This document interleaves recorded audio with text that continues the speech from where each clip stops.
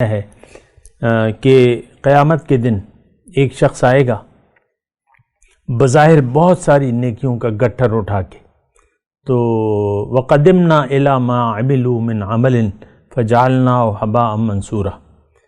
انہوں نے جتنی بھی نیکیاں کی ہوں گی مسلمانوں نے، جو بغیر نیت کے بغیر کسی مقصد کے نیکیاں کر رہے ہیں، تو وہ نیکیاں اپنے ساتھ لائیں گے لیکن میں اس کو اڑتی ہوئی خاک بنا دوں گا۔ اعوذ باللہ من الشیطان الرجیم، بسم اللہ الرحمن الرحیم۔ اللہم صلی علی سیدنا محمد معدن الجود والکرم وآلہ وسلم۔ سامعین و ناظرین اکرام، السلام علیکم ورحمۃ اللہ وبرکاتہ۔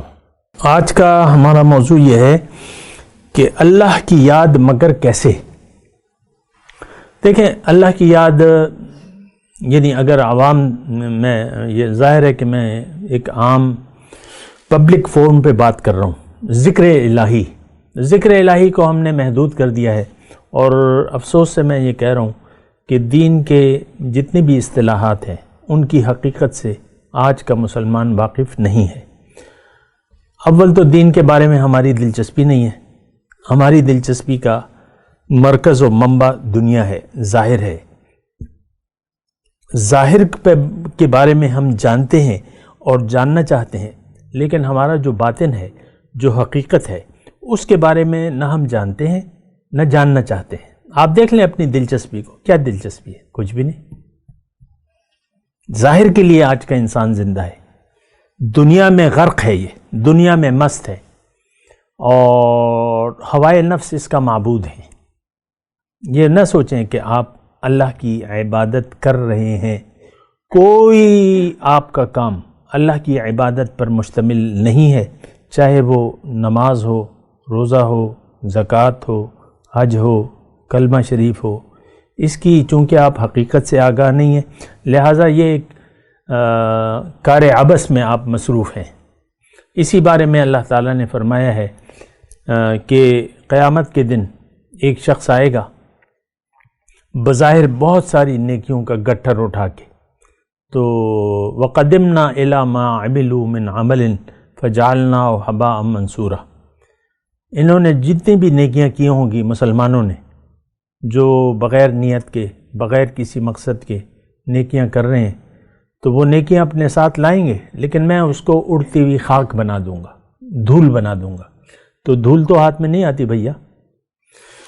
تو دیکھیں، میں آپ کو صرف یہ کہہ رہا ہوں کہ آپ اپنے اوپر رحم کریں، اپنے لیے جئیں، اپنا خیال رکھیں۔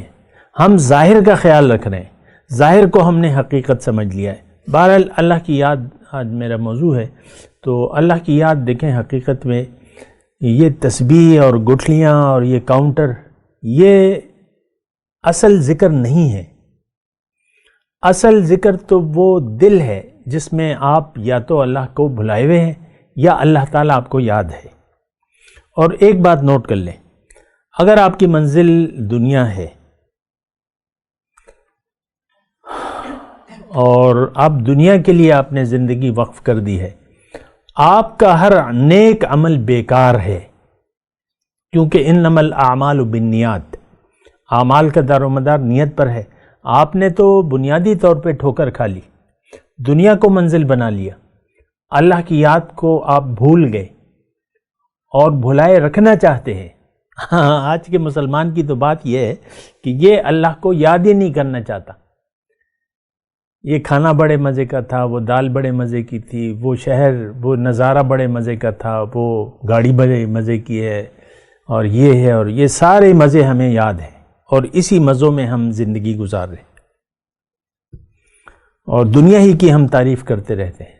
جو اپنی حقیقت ہے اس سے ہم غافل ہیں، لیکن میں اللہ کی یاد کی بات کر رہا ہوں۔ دیکھیں، اصل یاد اس وقت شروع ہوگی، یہ بات نوٹ کر لیں کہ اللہ کا ذکر، اللہ کی یاد اس وقت شروع ہوگی جب آپ یقین کر لیں کہ میں اللہ کا ہوں اور میں نے اللہ کی طرف سفر کرنا ہے اور اللہ کے راستے پر چلنا ہے، اور میری منزل اللہ ہے۔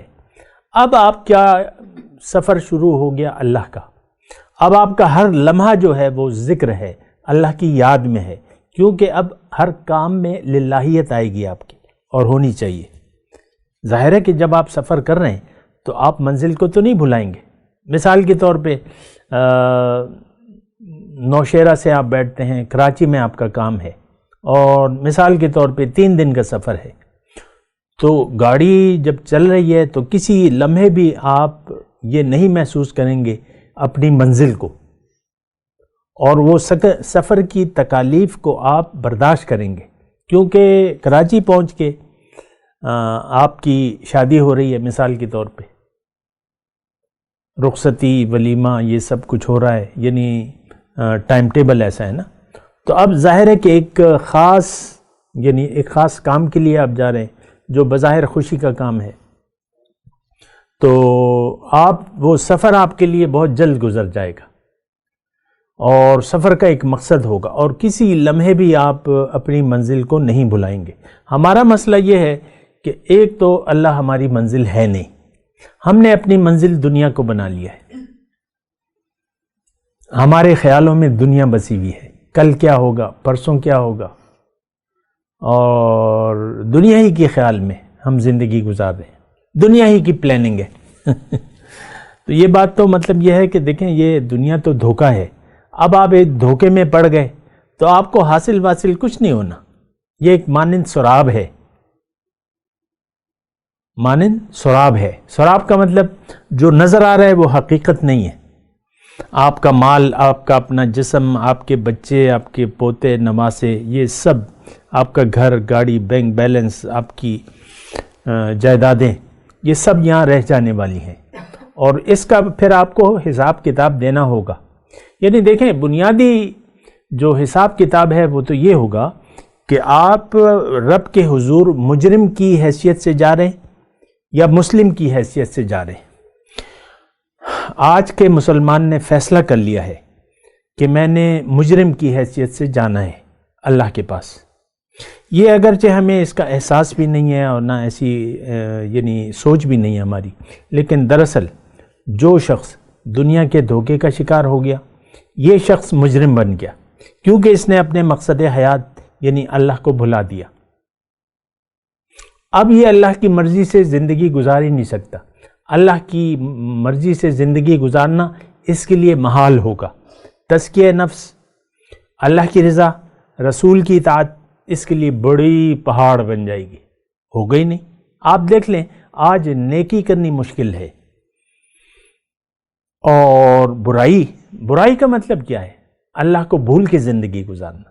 برائی یہ نہیں بس آپ شراب اور زنا اور یہ وہ نہیں، وہ تو ہیں، وہ الگ چیز ہے، لیکن اصل جرم اور برائی یہ ہے کہ آپ اللہ کو بھلا کر زندگی گزاریں، اور دنیا آپ کا دل دنیا کی یاد سے آباد ہو اور اللہ کی یاد سے خالی ہو۔ تو بہرحال دیکھیں اللہ کی یاد شروع تب ہوگی جب آپ اپنے اوپر یقین کر لیں، اپنے مقصود یعنی اللہ پر یقین کر لیں، اور یہ یقین کر لیں کہ مجھے یہ دنیا جو ہے اللہ سے ملاقات کی تیاری کی جگہ ہے، اور آپ کا یہ یقین ہو کہ منزل اللہ ہے، راستہ دین اسلام ہے، اور پھر مقامی طور پہ ایک رہنما کو آپ تلاش کریں، اس کی رہنمائی میں اللہ کا راستہ طے کریں، کیونکہ رہنما کے بغیر آپ منزل تک نہیں پہنچ سکتے، یہ ناممکن ہے، یہ بات نوٹ کر لیں۔ ٹھیک ہے قرآن اور حدیث موجود ہیں، لیکن اس کی طرف آپ کو رہنمائی کرنے والا چاہیے، آپ کو ایک صحبت درکار ہے، آپ کا ایک تعلق ہونا چاہیے اللہ والے سے۔ اللہ تعالیٰ نے واضح طور پہ فرمایا ہے یا ایھا الذین آمنوا اتقوا اللہ وکونوا مع الصادقین، اے ایمان والو اللہ کا تقوی اختیار کرو اور سچے لوگوں کو تلاش کرو اور ان کی صحبت میں رہو۔ پھر رحمان کے بارے میں اللہ تعالیٰ نے قرآن میں فرمایا ہے سورہ فرقان میں، الرحمن فاسأل بہ خبیرا، رحمان کی اگر تمہیں معلومات چاہیے تو کسی خبردار آدمی سے پوچھو جو اللہ کی معرفت رکھتا ہو۔ پھر اللہ تعالیٰ نے فرمایا واتبع سبیل من اناب الیہ، کہ تم پیروی کرو ہر اس شخص کی جو میری طرف رجوع کر چکا ہے۔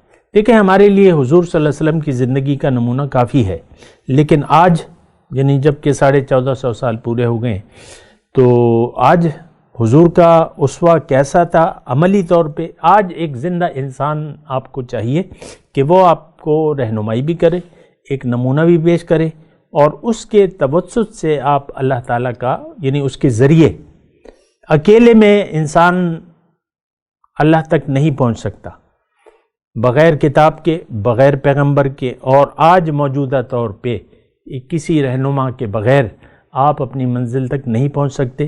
تو غلط فیصلے نہ کریں، اپنے اوپر رحم کریں اور اللہ کو منزل بنا لیں۔ سب سے پہلے ایک رہنما کو ڈھونڈیں اور اس پر اعتماد کریں، تلاش کریں، پھر دیکھیں اس کی زندگی کو دیکھیں، بااعتماد شخص کو دیکھ کر اس کو اپنا رہنما بنا لیں، اس سے پوچھیں، کسی خبردار آدمی سے پوچھیں کہ بھئی منزل کیا ہے، راستہ کیا ہے، جانا کیسے ہے، طریقہ کیا ہے۔